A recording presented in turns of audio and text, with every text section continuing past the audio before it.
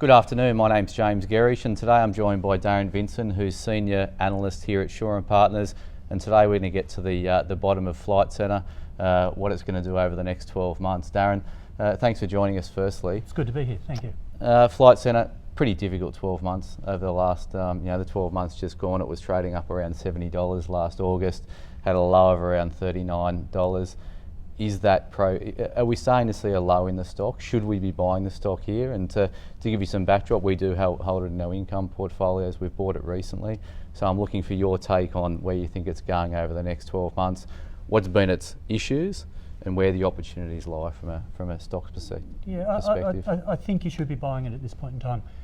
The reasons that have driven that share price down, we've recently seen some positive news flow. And that's why the share price has recovered from that $39 that you mentioned, back around about 43 now. That's all occurred over the last week or two. And those positive factors that have come through, firstly, we had a number of brokers that upgraded their ratings on Flight Centre over the last week or so.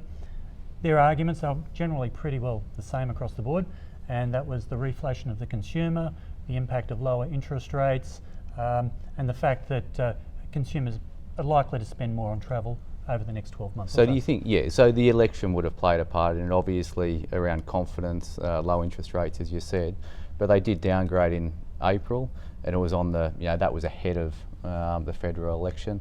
Surely we're going to see a bounce coming out of that? I think so, and especially if you look at the factors that underpin that downgrade.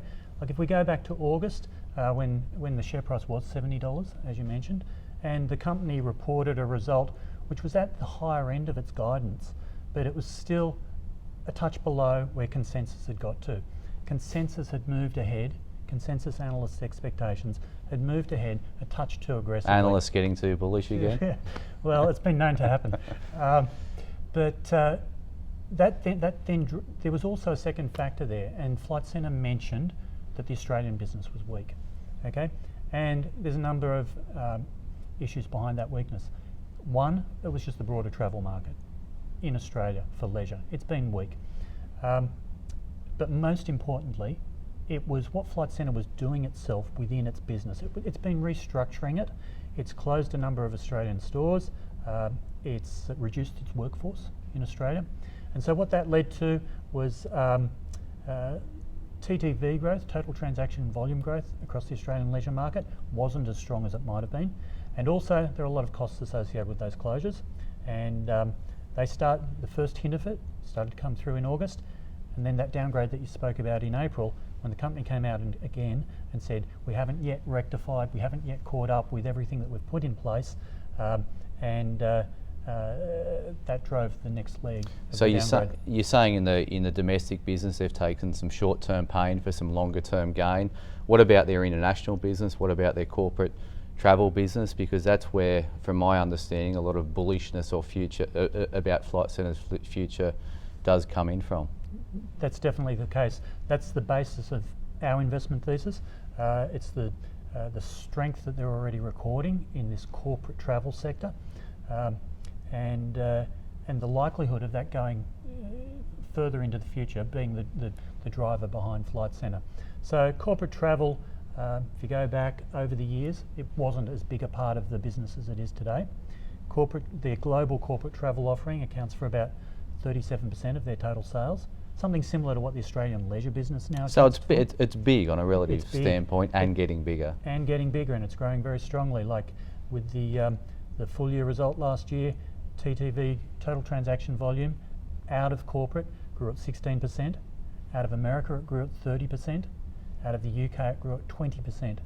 Now in those markets, Flight Centre, it's got a good presence, but there's still a lot of growth left. There's still a very small market share there. So that's why we think that it can continue to grow those parts of the business. So what's it got to do at this reporting season, or this August report, when it comes out with numbers? It's had a pretty woeful last 12 months. It's been, as I made mention of, it's been a big deterioration in share price.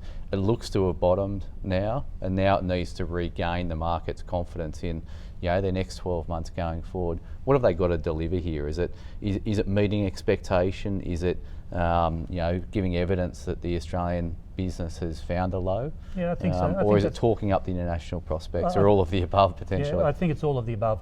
It's very important that they show they can continue to drive that corporate business on a global scale, and that they continue to get the growth that they've been getting. But at the same time, we can't get away from the fact that 37% of their total transaction volume still comes out of Australia. Big chunk. It is. It's a third of the business.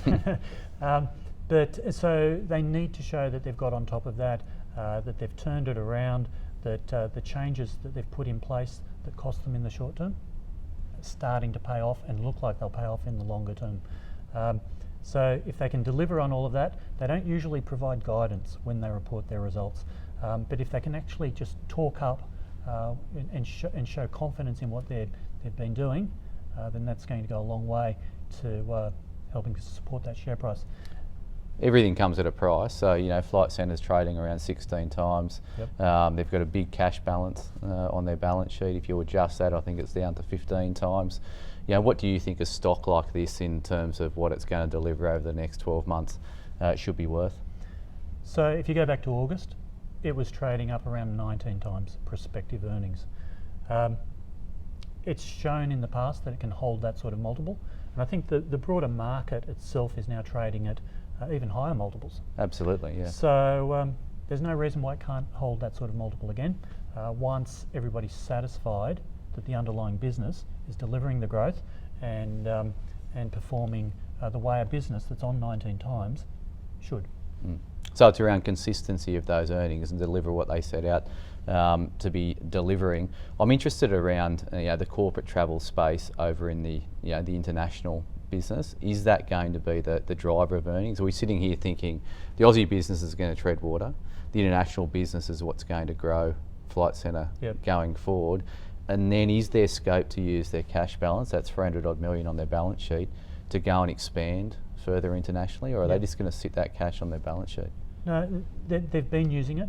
They will sit the cash on the balance sheet. Like, they recently paid a $200 million special dividend. Okay, so they went a long way to halving the cash balance, their own cash. But looking forward, and the experiences that the company went through with the GFC, when sales effectively just dried up overnight, I know that plays in the back of management's mind all the time. We have to be prepared, we have to cover our risks if some event like that occurs again. So they're always probably going to have a bit of a decent cash balance. They have been using the cash balance for acquisitions. They continue to build out that corporate side of the business. Small bolt-ons. They're typically small bolt-ons. They don't need to do a massive acquisition at the moment. And the small bolt-ons have been so successful, as has the core business, that it's a proven formula now. So I think that you're going to see that they'll continue to do that. They've said so much themselves, so there's no surprises in that. And that corporate business, it's taken a number of years, but it's been growing very strongly. I think it's going to continue. You've got to buy in the stock? What's your 12-month price target? Well, at the moment we've got a price target of $48. That's been sitting there for probably 3 or 4 months now. We'll reassess that when the result comes through, depending on what it looks like, those other factors that we talked about at the moment. But I think that $48 is sort of in the trading range that Flight Centre has been through over recent months. So we're pretty comfortable that it could push up to something like that in the not too distant future. So 10% upside in Flight Centre from here. Darren, thanks very much for joining us today, and we'll speak soon. It's been good, thank you.